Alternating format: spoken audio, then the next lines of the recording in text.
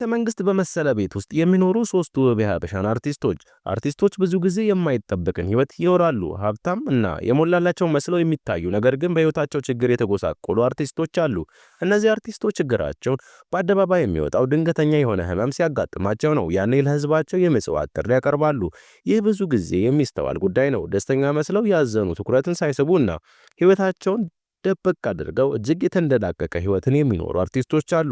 በዛሬው ዝግጅታችን ሶስት ውብ የሀበሻን አርቲስቶች የሚኖሩበትን እጅግ አስደንጋጭ ውበት ያለውን መኖሪያ ቤታቸውን እናያለን።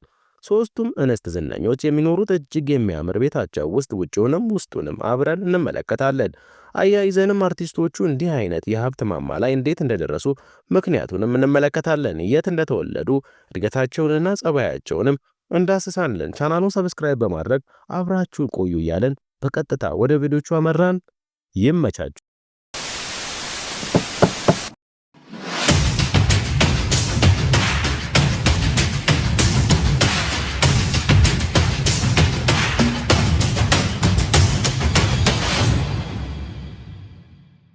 መንግስት ከሚመስለው መኖሪያ ቤት ውስጥ ከሚኖሩት ኢትዮጵያውያን አርቲስቶች መካከል አንደኛዋ ሜላት ነብዩ ናት። ስለ ሜላት ነብዩ ሲነሳ ወደ ብዙዎቻችን አእምሮ የሚመጣው ከአርቲስት ሄኖክ ድንቆ ጋር የፈረሰው ግንኙነትና እሱን ተከትሎ የነበረው ውዝግብ ነው።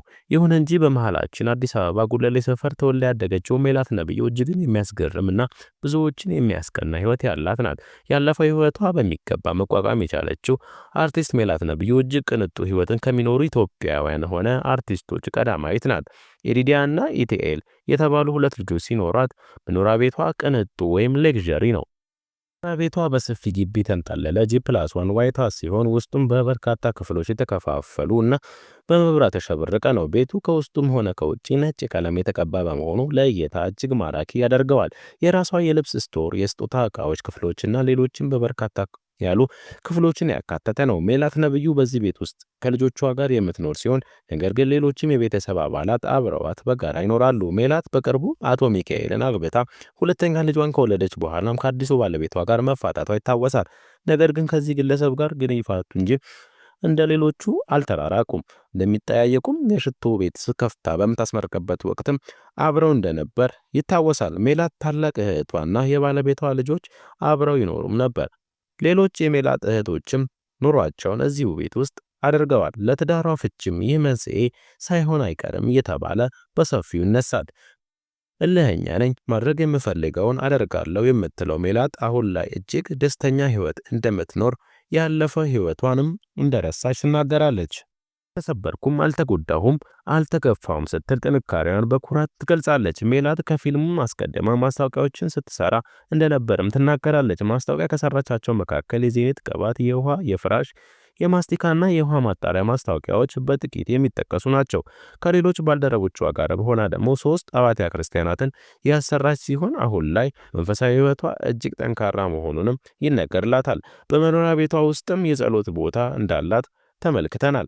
ሜላት በአሁኑም ሰዓት በሚሊዮን በጀት በሚቆጠር ሜላት ሽቶ የተባለ በሽቶ ፋብሪካ ያስገነባ ሲሆን አሁን ላይ ከፊልሙም ወጣ በማለት በንግዱ ዓለም እየተንቀሳቀሰች ይገኛል። እኛዋ በቅንጡ ቤት ከሚኖሩት አርቲስቶች መካከል የትናየት ታምራት ናት። በተለያዩ ፊልም ስራዎቿ እናውቃታለን። የትናየት ታምራት የተወለደችው በአዲስ አበባ ልደታ አካባቢ ነው። ወላጅ እናቷ እንደሚሉት ከልጅነቷ ጀምሮ ከፍተኛ ቁጥጥር ይደረግባት ነበር። ይቺ ልጅ ገና የትናየት ትደርሳለች ሲሉ ገና ሳትወለድ ቅድመ አያቷ ስም አውጥተላት ነበር። የቤት ስሟም ሚሚ እንደሆነ እናቷ በተደጋጋሚ ይናገራሉ። ቤቷ በሰፊ መሬት ላይ ያረፈ በውስጡ ከ16 በላይ ካሜራዎች የገሉት ግቢ ነው። በግቢው ውስጥም ከ300 በላይ የሚያማምሩ የአበባ ዝርያዎች የተተከሉ ናቸው። ለእይታም እጅግ በጣም ውብና ማራኪ ነው። ይህ መኖሪያ ቤት አሁን ላይ ባለው ዋጋ ከ70 እስከ 100 ሚሊዮን ብር ድረስ ይገመታል። የትናየት ከበርካታ የውጭ ድርጅቶች ጋርም የምትሰራ ሲሆን በስዊዘርላንድ ዙሪክ ስፓርት ፋሚሊ የሚባል ተቋምንም ትመራለች። የትናየት ከፊልሙ በተጨማሪ ከፍተኛ የሆነ ገቢ የምታገኘው በዚሁ እንቅስቃሴዋ ነው።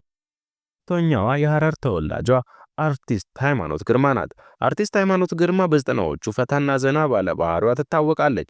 የምስራቅ ሰው በሚታወቀው በጨዋታዋና በነፃነቷ ብዙዎች ያውቋታል። ቤቷ የሐረርን ባህል የሚያንጸባርቅ ሲሆን G+2 ነው።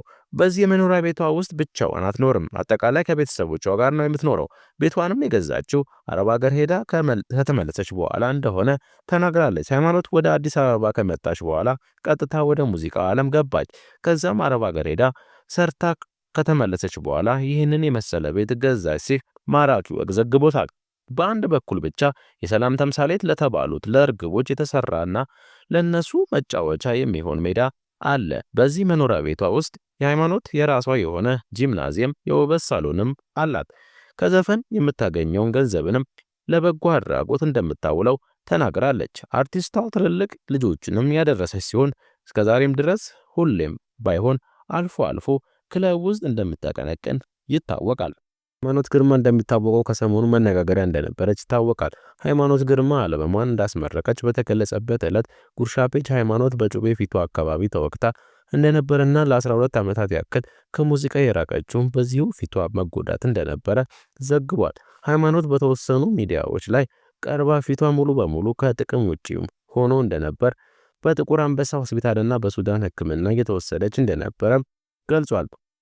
ሃይማኖት በእሷ ላይ ጉዳት ያደረሰው የልጇ አባት እንደሆነም አስረድታለች። የትኛው ባሏ እንደሆነ ግን በይፋ አልተናገረችም ነበር። አሁን ደግሞ ከቀድሞ ባለቤቷ ሃይማኖት ግርማ ስልታዊ የሆነ የስም ማጥፋት ዘመቻ እያካሄደች በመሆኗ ከዚህ የስም ማጥፋት ተግባሯ በአፋጣኝ እንድትቆጠብ የሚያሳስብ መረጃ በትግረኛ እየተላለፈ እንደነበር መረጃዎች ያመለክታሉ። ሃይማኖት ግርማ በቤቷ ውስጥ ጂም ቤት ያላት፣ የራሷ የሙዚቃ ስቱዲዮ ያላት ቅንጡ ኑሮን የምትኖር አርቲስት ነች። ይህ ቅንጡ ኑሮ እንድትኖር ያስቻላት የልጇ አባት በመሆኑ ከከንቱ የስም ማጥፋት እንድትቆጠብ የሚል መረጃ በስፋት እየወጣ ይገኛል። ብዙዎችም ከዚህ ሁሉ ጀርባ ያለው የትግራይ ጊዜያዊ አስተዳደር ሌተናል ጀነራል ታደሰ ወረደ ነው ሲሉ ግላዊ ሂስ ያቀርባሉ። ያም ሆነ ይህ አርቲስቷ እጅግ ቅንጡ ቤት ካላቸው የሀገራችን አርቲስቶች መካከል በሶስተኛ ደረጃ ተቀምጣለች። እነዚህ ሶስት አርቲስቶች በተጨማሪ ቅንጡ ህይወትን ጸጥ ብለው ያጣጣሙ ያሉ በርካታ አርቲስቶችም አሉ። ትልቅ ስም እና ዝና ይዘው የተጣሉና እጅግ ዝነኛ ህይወትን የሚኖሩ በርካታ አርቲስቶችም መዘንጋት የለብንም እያለን የዛሬውን ፕሮግራማችንን እዚህ ጋር ቋጨን። ተመልካቾቻችን ለዛሬ ያዘጋጀንላችሁ ቪዲዮ እስካሁን ይመስላል። ቪዲዮ ከተመቻችሁ ላይክ እና ሼር በማድረግ አጋርነታችሁን አሳዩን። መሰል ቪዲዮዎች እንዲያገኙ ደግሞ ቻናሉን ሰብስክራይብ በማድረግ የደውል ምልክቷን ይጫኑ። ምክንያቱም ሀበሻን ቭሎገርስ መረጃዎችን፣ ሙዚቃዎችንና ፊልሞችን በደረጃ ለእናንተ ይዞ የሚቀርብ ቻናል ነው። በቀጣይ ምርጥ ቪዲዮ እስክንገናኝ ሰላሙን ተመኘን። ሰላም።